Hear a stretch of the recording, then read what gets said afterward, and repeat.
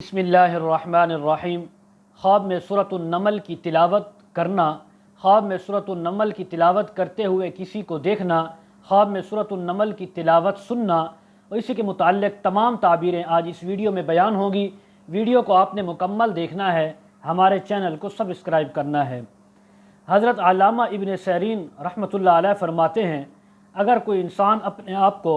خواب میں سورۃ النمل کی تلاوت کرتے ہوئے دیکھے، کسی اور کو کرتے دیکھے، تلاوت سنتے ہوئے دیکھے، تو اس بات کی تعبیر ہے کہ یہ انسان اللہ رب العزت کے ہاں بڑا مقام اور مرتبہ پائے گا، بڑی عزت پائے گا، اور اللہ کے ہاں اس کو بہت زیادہ مقام حاصل ہونے والا ہے۔ حضرت ابراہیم کرمانی رحمۃ اللہ علیہ فرماتے ہیں، خواب میں اگر کوئی انسان اپنے آپ کو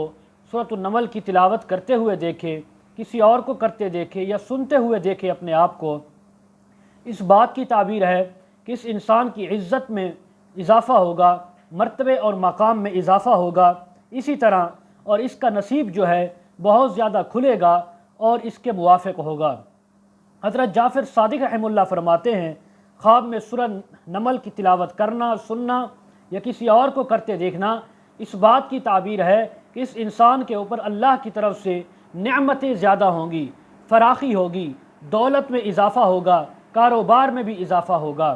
مزید اگر آپ اس کے متعلق تعبیریں جاننا چاہتے ہوں، ویڈیو کے کمنٹ سیکشن میں یا ڈسکرپشن میں ہمارا واٹس ایپ نمبر دیا جاتا ہے، آپ حضرات کانٹیکٹ کر سکتے ہیں۔ وآخر دعوانا ان الحمد للہ رب العالمین۔